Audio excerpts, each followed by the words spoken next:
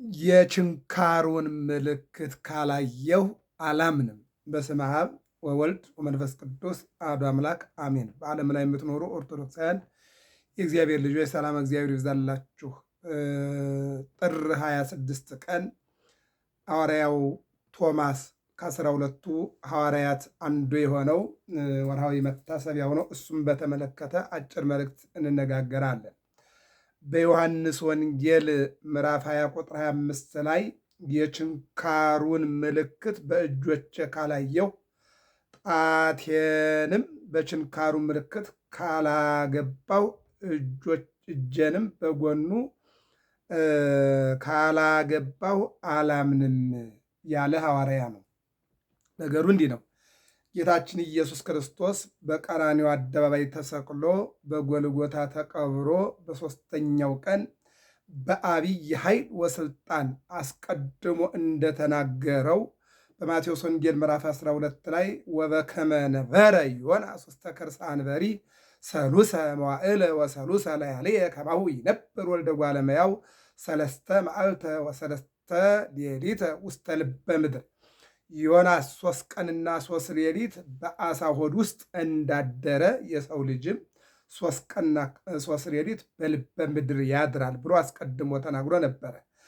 ሌላው በሉቃስ ወንጌል ምዕራፍ 2 ላይ በዮሐንስ ወንጌል ምዕራፍ 2 ላይ እንደምናየው ንስትወ ለዝንቱ መቅደስ ዮሐንስ ወንጌል ምዕራፍ 2 ንስትወ ለዝንቱ መቅደስ አነጽኦ በሳልስት ዕለት ይህን ቤተ መቅደስ አፈርሶ በሦስተኛው ቀን አነሳዋለሁ ብሏቸው ነበር። 46 ዓመት ሙሉ የተደከመበትን ቤተ መቅደስ በአንድ ቀን አፍርሶ በአንድ ቀን እስከ 3 ቀን እንዴት ሰራለሁ ይለናል ይሉ ነበር። ነገር ግን ስለ ራሱ ነው የሚነግራቸው የነበር። የእሱን ሰውነት ነው። እኔን ግደሉኝ በሦስተኛው ቀን እነሳለሁ፣ ይህን ሰውነት ግደሉት በሦስተኛው ቀን አነሳዋለሁ ማለቱ ነበረ። ሁለተኛ ነው። ሦስተኛው ዮሴፍና ኒቆዲሞስ ሲገንዙት ወአንበስበሰ አዕይንቲሁ እግዚእ ኢየሱስ ክርስቶስም ነፍሱን አሳልፎ ከሰጠ በኋላ እነሆ ዓይኑን ገለጠና ዝም ብላችሁ ትገንዙኛላችሁ እንዲህ አላቸው። ምን እናደርግ ሲሉት ቅዱስ እግዚአብሔር ቅዱስ ኃያል የተወለደ የተጠመቀ የተሰቀለ የተነሳ እያላችሁ በሦስተኛው ቀን የተነሳ እያላችሁ ገንዙኝ እንጂ አላቸው። ይህንን አስቀድሞ ምንድነው ተንሥአ በከመ ይቤ ሀሎ ዝየ አስቀድሞ እንደተናገረ ተነስቷል። የማቴዎስ ወንጌል 28 ቁጥር 2 ላይ መላእክት የመሰከሩት ምስክርነት ነው። አስቀድሞ ለሰዱቃውያን ለፈሪሳውያን እንደተናገረ አስቀድሞ ለአይሁድ እንደተናገረ አስቀድሞ ለዮሴፍና ለኒቆዲሞስ እንደነገራቸው ተነስቷል አላ። ከተነሳ በኋላ ማታ በዝግ ቤት 10 ሐዋርያት ባሉበት አንዱ ይሁዳ ሽጦት ጠፍቷል። ሁለተኛው ይህ ቶማስ ነው አልነበረምና እነሆ 10 ባሉበት መጣና ሰላም ለእናንተ ይሁን ብሎ ሰላሙን ሰጥቶ ርዩ እደውየ ወእገርየ እጆችን እግሮችን ግንባሬን ደረቴን የተቸነከርኩትን ተመልከቱ አለና ባርኳቸው ቀድሷቸው ይልቁንም ስልጣን ወሃቦሙ ስልጣንን ሰጧቸው አይዟችሁ ብሏቸው ተለያቸው። ከዚህ በኋላ ማን መጣ? ቶማስ መጣ።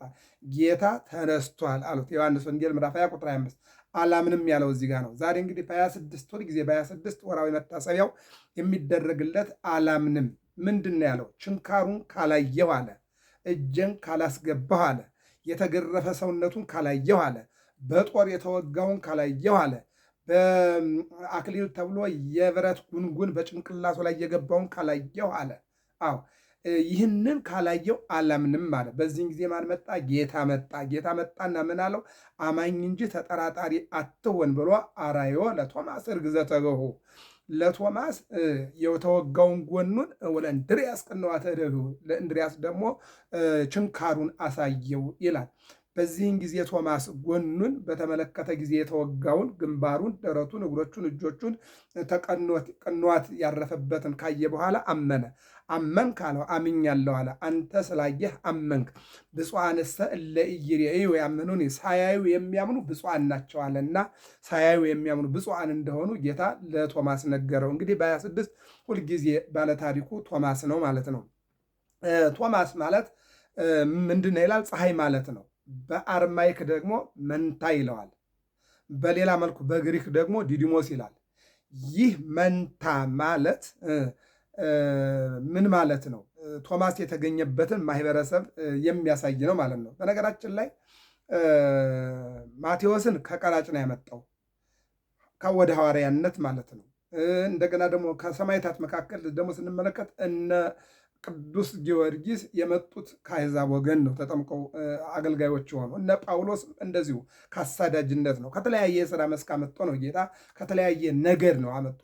አዎ ምንም ነገር ምንም ሳይለይ የዓለም ይልቁንም ደግሞ የሁሉም ባለቤት እግዚአብሔር ስለሆነ ከተለያየ ነገር አመጦ ነው የራሱ ተከታዮችና አገልጋዮች ያደረጋቸው ማለት ነው። እና ትንሣኤ ሙታን የለም ብለው ከሚያምኑ ከሰዱቃውያን ወገን የተገኘ ነገዱ ደግሞ ከአሴር ወገን የተገኘ ከ12 ሐዋርያት አንዱ ነው ቶማስ ማለት ነው። እና ይህ ቶማስ ምንድነው ወገኖቹ ያው ሰዱቃውያን ምንድን ነው የሚሉ በጸሐፍት እነዚህ የተማሩ ያወቁ ታሪክ የዘገቡ ናቸው። ፈሪሳውያን ደግሞ ከኛ ውጭ አዋቂ ከኛ ውጭ ምሁር የለም የሚሉ ናቸው። ሰዱቃውያን ደግሞ ባለሀብቶች ናቸው። በሀብታችን እንኖራለን፣ በሀብታችን እንጸድቃለን እንጂ ትንሣኤ ሙታን የለም ብለው የሚያምኑ ናቸው። አሁን ቶማስ የተገኘው ከዚህ ማህበረሰብ ነው ማለት ነው። እና ይህ ቶማስ ካላየሁ አላምንም ብሎ ጌታ የተወጋው ጎኑን አሳይቶት ያመነ ሐዋርያ ነው ማለት ነው። ይህ ሐዋርያ በነገራችን ላይ ወደ በዓመት በ5 ጊዜ በዓላቶቹ ይከበሩለታል ባጭሩ ማለት ነው። 12 ወራት እንዳሉ ሆኖ ደግሞ በልዩ መልኩ ማለት ነው። በ12ቱ በ26 ሁልጊዜም ከአቡነ ሀብተ ማርያም ጋር በዓሉ ይከበራል። ነገር ግን ባለ ታሪክ የሆነባቸው ደግሞ 5 በዓላቶች አሉት። አንደኛው ምንድን ነው የሚለው ጎንዶፈር የሚባል ሉኮስ የሚላል ህንፃ ቤተ መንግስት መስራት ትችላለህ ወይ ብሎ ጠየቀው ይላል። ይህን የምናገኘው ጥቅምት 9 ቀን ነው ታሪክ የምናገኘው የቶማስ ታሪክ። እችላለሁ አለ። ሐናፄ መቅደስ ነኝ፣ ቤተ መቅደስ መስራት ማሳመር ቶሎ መጨረስ እችላለሁ አለ። አዎ ያለ የሌለ ገንዘቡን ሰጠውና ወደ ሌላ ሀገር ሄደ። ቶማስ ያን ብር ተቀበለና እግራቸው የተቆረጠ፣ እጃቸው የተቆረጠ፣ አፍንጫቸው የተዋጠጠ፣ ጆሯቸው የተቆረጠ፣ ዓይናቸው የጠፋ፣ በደረታቸው የሚሳቡ ያው እንዲህ አይነቶችን የኔ ቢጤ ሰበሰበና መጸወተ።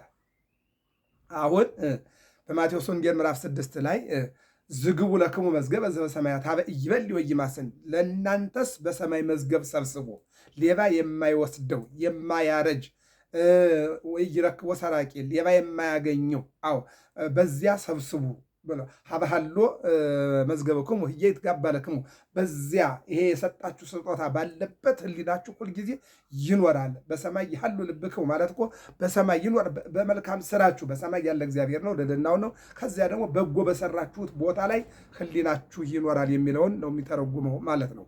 ስለዚህ ቶማስ ይህን አደረገና ጠበቀው። ሰውየው ንጉሱ ሲመጣ ህንፃ ቤተ መቅደስ ያለው ሲል የለም።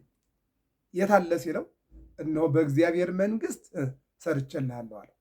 በዚህ አይደለም ማለት በዛኛው ዓለም ነው። በዚህን ጊዜ ምን አደረገው ማለት ነው? እጆቹን አስቆረጠው፣ አስገረፈው፣ ብዙ መከራ አሳየው። በገመድ እያስጎተተ መሬት ለመሬት ብዙ ነገር አደረገው። ይሄ አንዱ ታሪኩ ጥቅምት 9 ላይ የሚተረከው ታሪኩ ነው ማለት ነው። ሰፊውን ግንቦት 26 ላይ ስለምንማረው ባጭሩ ላይ ነው የምንመለከው። ሁለተኛው ታኅሳስ 18 ነው። እሱ መከራ አሳየው። ነገር ግን በእግዚአብሔር መንግስት ቤት እንደተሰራለት በተዘዋዋሪ በኋላ በተለያዩ ሰዎች እንደተነገረው የግንቦት ታሪክ ላይ ይልቁንም የጥቅምት 9 ስንክሳር ላይ ታሪኩ አለ። እሱ ላይ አንባችሁ ተመልከቱት። ሁለተኛው ታኅሳስ 18 ነው። ታኅሳስ 18ቱ ፍልሰተ ሥጋሁ ለቶማስ ይላል። በነገራችን ላይ እነ ቅዱስ ተክለ ሃይማኖት ቅዱሳን በሙሉ የፍልሰተ ሥጋ ጊዜ አላቸው። ለምሳሌ የሆነ ቦታ ላይ ይወድቅና ቅዱስ አስከሬናቸው ከዚያ በኋላ በሌላ ጊዜ ዮሐንስ መጥምቅ የምንመለከት የእነ ቶማስ የምንመለከት የሁሉም ቅዱሳን በተጋድሎ በጉዞ መከራ እያዩ በየቦታው ስለሚወድቁ ያ ስለሚቀበሩ ያ በቅዱሳን አባቶቻችን እየታያቸው እየተመለከቱ ፍልሰተ ሥጋቸውን ከአንዱ ወደ አንዱ ያደርጉላቸዋል ማለት ነው። ለምሳሌ አቡነ ሀብተ ማርያም ማነው የአቡነ ተክለ ሃይማኖት ሀብተ ማርያም ገዳም ታች ነበረ። በኋላ ላይ ደብረ ሊባኖስ ከ50 ዓመት በኋላ አመጣውታል። ሌሎቹም ቅዱሳን እንደዚህ ያላቸው። ባጭሩ ግን አሁን ያለነው ስለ ቶማስ ስለሆነ ታኅሳስ 18 ቀን ፍልሰተ ሥጋው ተብሎ ይከበርለታል ነው። ሁለተኛው የካቲት 2 ቀን ነው። የካቲት 2 ቀን እንደው ታሪኩን ስትመለከቱት በጣም የሚያሳዝን ታሪክ አለበት። ቶማስ ለስብከት ከጌታ ታዞ ሁሩ ወመሃሩ ውስተ ኩሉም በሁሉም ዓለም ሄዳችሁ አስተምሩ ተብሎ እንዲያስተምር በታዘዘበት ጊዜ ይላል። የሚገርም ነው እኮ ተአምራትን አደረገ። ጌታችን ወደ አዘዘው ሊያስተምር በወጣ ጊዜ ከመንገድ ትንሽ ፈቀቅ አለ። ድንገትም የሞተ ጎልማሳ አየ። መልኩ እጅግ ያምር ነበር። ሐዋርያውም አቤቱ ይህን ጥፋት አይ ዘንድ ወደዚህ አመጣኸኝን? ነገር ግን ፈቃድ ይሁን አለ። ምናልባት ወደዚህ ያመጣኝ ለበጎ ነገር ቢሆንስ አለና ከዚህ በኋላ ስለሞተው ሰው ጸለየ ይላል። እዚህ የሐዋርያት ሥራ ምዕራፍ 3 ላይ ስንመለከት ጴጥሮስና ዮሐንስ ወደ ቤተ መቅደስ ሊጸልዩ ገቡ። በ9 ሰዓት ይላል። የጸሎት ሰዓት እንደሚታወቀው 1 ሰዓት፣ 3 ሰዓት፣ 6 ሰዓት፣ 9 ሰዓት፣ 12 ሰዓት፣ ከምሽቱ 3 ሰዓት፣ ከምሽቱ 6 ሰዓት ነው እና አሁን 9 ሰዓት ነው። ሊጸልዩ ወደ ቤተ መቅደስ ሲገቡ የሐዋርያት ሥራ ምዕራፍ 3 ማለት ነው። ቤተ ክርስቲያን በር ላይ ተኝቶ የሚመናንን እጅ አድርጎ የሚኖር ድሃ ነበረ። አሁን ሳንቲም እንዲሰጡት ድቃቂ ሳንቲም እንዲሰጡት አይናን ይመለከታቸው ነበረ። ሳንቲም ሰው ሰጥቶሃል፣ ነገር ግን አልተለወጥክም፣ አልተነሳህም፣ እኛ የምንሰጥህ ሰው ያልሰጠህን ነው አሉና በኢየሱስ ክርስቶስ ስም ተነስ ብለው እንዲነሳ አድርገውታል ማለት ነው። ሌላው ለምሳሌ አንደኛ ነገሥት ላይ ምዕራፍ 17 ኤልያስ የሞተውን ዛሬ ይሄ ባለታሪክ የሆነውን ዮናስን ከሞተበት አስነስቶ ዛሬ ለነነዌ ሰዎች ሰብኮ የነነዌ ሰዎች 120 ሺህ ሕዝብ በንስሐ በጾም እንዲድን ያደረገ ከሞት የተነሳው ዮናስ ነው ማለት ነው። ሌላው ቅዱስ ጴጥሮስ በሐዋርያት ሥራ ምዕራፍ 9 ላይ የሞተችውን ያች የምታገለግላቸውን ጣቢታ የምትባለዋን ተነሽ ብሎ ሕዝቡን አስወጥቶ ጸልዮ እንድትነሳ አድርጓል። በአጭሩ ከዚህ በኋላ ስለሞተ ሰው ጸለየ ይላል። ያን ጊዜ ታላቅ ከይሲ ከድንጋዮች ውስጥ ወጥቶ በጅራቱ ምድሩን እየደበደበ መጣ ይላል። የክርስቶስ ሐዋርያ ሆይ እኔ ካንተ ጋር ምን አለኝ? ስራዬን ልትዘልፍ መጣህን ብሎ በታላቅ ድምፅ ጮኸ። ሐዋርያውም አዎን ስራህን ተናገር አለው ይላል። ከይሲውም እንዲህ አለ፣ በዚህ ቦታ አንጻር መልካም ሴት ነበረች፣ እኔም ወዳት ናት። ይህም ጎልማሳ ከእሷ ጋር ሲባልግ አየሁት። በሰንበት ቀንም ከእርሷ ጋር አደረ። ስለዚህም ነክሼ በመርዝ ገደልኩት አለና ነገረው ይላል። ሐዋርያውም መርዝህን ከሱ ትወስድ ዘንድ በጌታዬ በኢየሱስ ክርስቶስ ስም አዝዥሃለሁ አለው ይላል። ሄዶም ከዚያ ከሞተው ሰው መርዙን መጠጠና ወሰደ። ወዲያውኑ ተነፍቶ አበጠ፣ ተነስቶ ሞተ። የሞተውም ሰው ድኖ ተነሳ። ስለዚች ምልክትም ብዙዎች በክብር ባለቤት ጌታችን ኢየሱስ ክርስቶስ አመኑ። እርሱም ሃይማኖትን አስተምሮ የክርስትና ጥምቀትን አጠመቀው ይላል። የማቴዎስ ወንጌል ምዕራፍ 8 ላይ ስንመለከት ምን የሚል ነገር አለ? ጌታችን ኢየሱስ ክርስቶስ ለማስተማር በሚጓዝበት ሰዓት ላይ በሰዎች ላይ ያደሩ አጋንንት ሲያዩት ገና ጮሁ። አንተ የናዝሬቱ ኢየሱስ አይደለህምን? ስራችን ልታይብን መጣህን? ከፈቀርክልን በሰዎች ደም እንኖራለን፣ ካልፈቀርክልን ግን እንወጣለን አሉና ጮሁ ይላል። አሁን እኔ አንዳንድ ጊዜ ሰዎች ይገርምኛል። ኢየሱስ ጌታ ነው ስላሉ እንደቀን እንዴ ምን ያስደንቃል? ሰው ተነስቶ ስለ ኢየሱስ ክርስቶስ ኢየሱስ ጌታ ነው ስላለ አያስደንቅም። የሚያስደንቀው አጋንንት አንተ የናዝሬቱ ኢየሱስ በአንተ እናምናለን፣ ጋኔንም ያምናል እንኳን ሰው ይቅርና ማለት ነው። ስለዚህ ኢየሱስ የሚለው ስም የሚያስደነግጥ አይደለም። ኢየሱስን አምናለሁ የሚለው ነገር ግን የሚያስደነግጥም አይደለም። ለምን? አጋንንትም ያምናሉ ለዚህ ስም። ምንድን ነው ያሉት? እናምናለን፣ ኑሩ ካልከን እንኖራለን፣ ውጡ ካልከን እንወጣለን ነው ያሉት። አያችሁ። ስለዚህ ቶማስ ምንድን ነው ያለው? ይሄ መርዘኛ እባብ አንተ ስራዬን ልታይብኝ መጣህን? እየነደፉኝ የምገልነኝ አዎ አለና ኑር ካልከኝ እኖራለሁ፣ ውጣ ካልከኝ እወጣለሁ። ይህን ወጣት የገደልኩት እኔ ነኝ በመርዝ ሲለው መርዝህን አውጣ ትባለው። አወጣ። ሲወጣ ሰውየው ተነሳና ተጠምቆ ክርስቲያን ሆነ። ያኛው ሰይጣንም ተቃጥሎ ተወገደ ይላል። የቶማስ ሌላኛው ታሪክ ይሄው ነው። የካቲት 2 ቀን የሚነገርለን ማለት ነው። ግንቦት 26 ቀን እንደሚታወቀው በዓለ ዕረፍቱ ነው። ብዙ መከራዎችን አይቶ ብዙ አስተምሮ ዕረፍቱ ነው። ሰው ኑሮ ይሞታል፣ ውሎ ወደ ቤቱ ይገባልና ግንቦት 26 የቶማስ ዕረፍቱ ነው። የ12 ሐዋርያት አንዱ የሆነ የእሱ ዕረፍት ነው። ሰኔ 21 ቀን የሚገርመው ነገር አንዲት ሴት ይላል በመጠጥ ቤት ውስጥ ተቀጥራ ትሰራለች ይላል። እና ወንበዴዎች ጉልበተኞች ምን አደርጓት? ቀጥቅጠው ገደሏት ይላል። ቶማስ ይችን በሰዎች ጉልበት ተቀጥቅጣ የሞተችውን ወጣት አያት ይላል። ሲያያት ወደ እግዚአብሔር ጸለየና ከወደቀችበት ተነስታ እነሆ ከዚያ ከመሸታ ቤት ወጣ መልካም ስራ እንድሰራ አደረጋት ይላል። በአጭሩ የቶማስ ታሪክ ይህንን ይመስላል እና ቶማስ ሐዋርያ ነው። ቶማስ እኛ ዛሬ ለምሳሌ አሁን ጾመ ነነዌ ነው። ቅዱስ ያሬድ ምን ይላል? ስትጾሙ ይላል ዓይንህ ይጹም ይላል። ዓይንህ ምኞትን እንዳያመጣ ፍላጎትን እንዳያመጣ። አሁን ማየት ኃጢአት አይደለም፣ አይቶ መመኘት ነው ኃጢአቱ። ሰው በመንገድ ሲጓዝ ብዙ ነገር ሊያይ ይችላል። ስጋ ቤት ሊያይ ይችላል፣ መጠጥ ቤት ሊያይ ይችላል፣ ሰው ሊያይ ይችላል። ግን አሁን ችግሩ ማየቱ አይደለም። ማየት ስለተፈጥሮ ነው፣ ማየት ይቻላል። ግን መመኘት ግን ኃጢአት ስለሆነ ስትጾሙ እነሆ ዓይናችሁን ከእይታ ውጭ አድርጉት ማለት ከምኞት ውጭ አድርጉት ማለት እንጂ እይታ ውጭ አይደለም። እይታ ውጭ ሰው ዓይኑ ተፈጥሯዊ ስለሆነ ያያል። ግን በዓይን የሚመጣውን ነገር ምኞትን አስወግድ ማለት ነው። ለምሳሌ ስሞን ሰፋያ ሳህል ዓይንህ አማረኝ ብትለው ወጣቷ ዓይኑን አውጦላታል። አሁን ዛሬ በጾም ጊዜ ዓይናችሁን አውጡ አይደለም፣ በዓይናችሁ ላይ የሚመጣውን ፍትወት ግን አስወግዱ ነው። ሁለተኛው አፍህ ይጹም ነው። አሁን አፍ ዝም ይበል ወይም አይደለም። ብንጾም አፍ ላይ ምግብ እስከ 6 ሰዓት እስከ 9 ሰዓት እስከ 12 እንኳ ይችላል። መናገር ግን አንጾምም። ግን አሁን አፍህ ይጹም ማለት አትናገር ማለት አይደለም። ተናገሩ ብሎ የሰጠ እግዚአብሔር አፍን አትናገር አይልም። ነገር ግን ምንድን ነው? መጥፎ ነገር አትናገር ነው። የሚያስቀይም ነገር፣ የሚያሳዝን ነገር። አንዳንድ ጊዜ በማቴዎስ ወንጌል ምዕራፍ 15 ላይ መናፍቃን ባልሆነ ጥቅስ የሚጠቅሱት ጥቅስ አለ። ምን ይላል? ሰውን የሚያረክሰው ካፉ የወጣው ነው እንጂ ወደ አፉ የገባው አይደለም ብለው ምን ይላሉ? የበላኸው አያረክስህም የተፋኸው ነው እንጂ ይላሉ። ይህ አይደለም። የውሻ ስብከት አይደለም እኮ ስብከቱ። ምንድን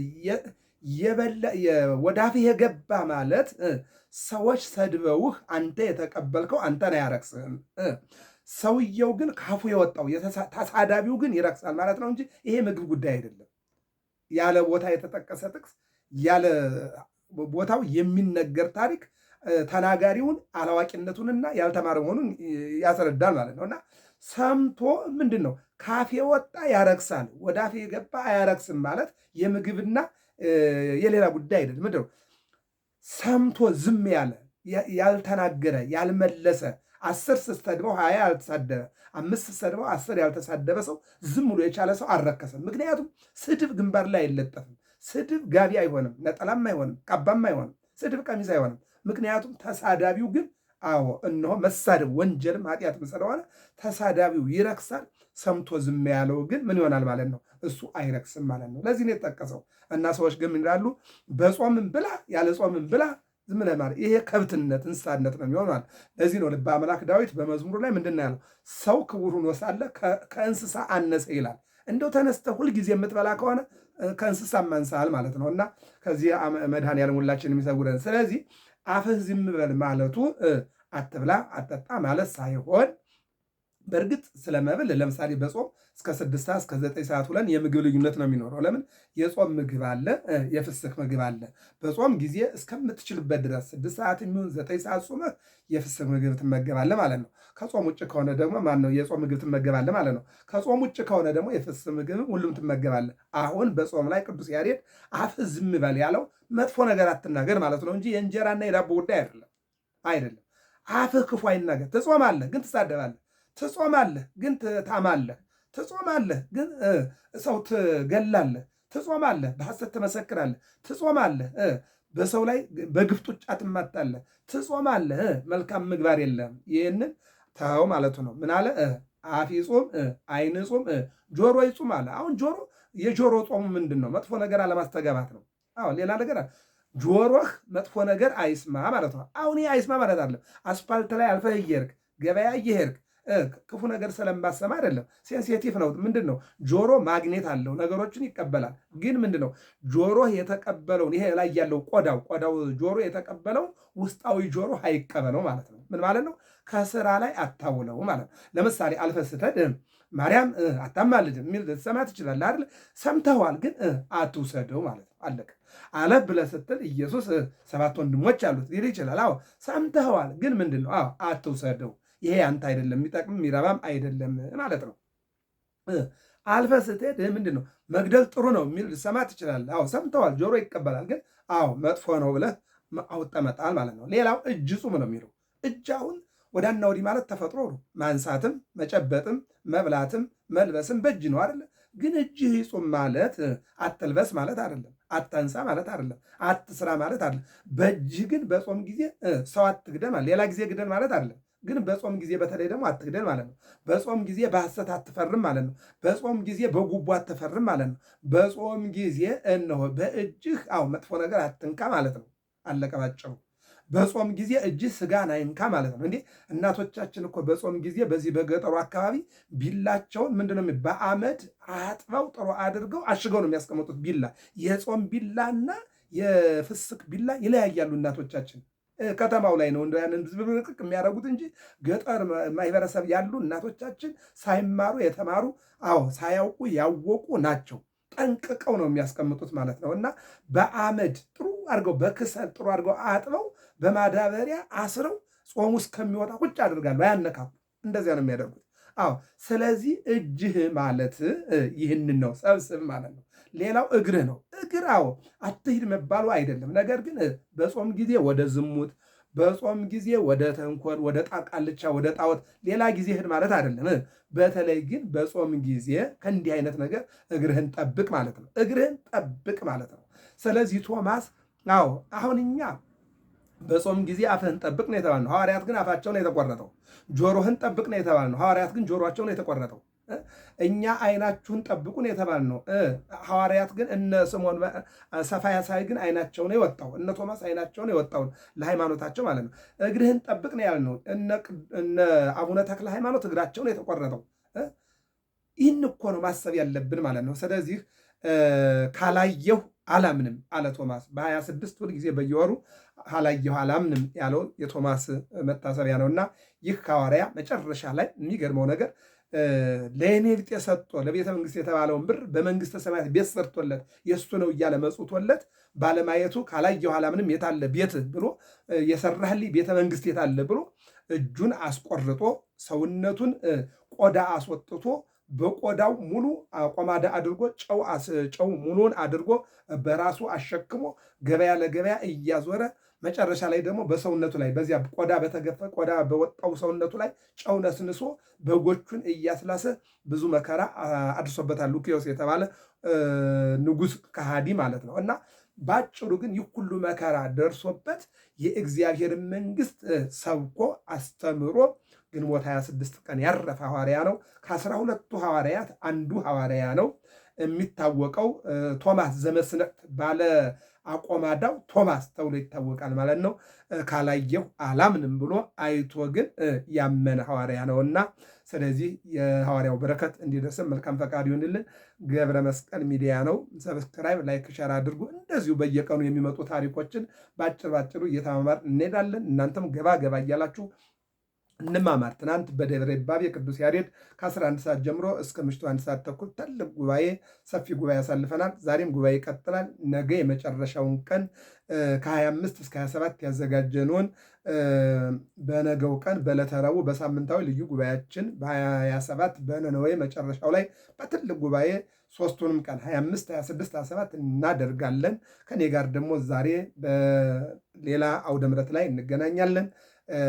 ያው እንደ እግዚአብሔር ቸርነት ያለውበትን መረጃ ለማቀበል ሞክራለሁ። ዋናው ግን እንዳልነው ጾም ስንጾም አይናችን፣ ጆሮአችን፣ አፋችን፣ እግራችን፣ እጃችን፣ ሕሊናችን፣ አይምሯችን፣ ልባችን ሁሉም መጾም አለበት። ምን ማለት ነው? ከመጥፎ ነገሮች መከልከል አለበት ማለት ነው።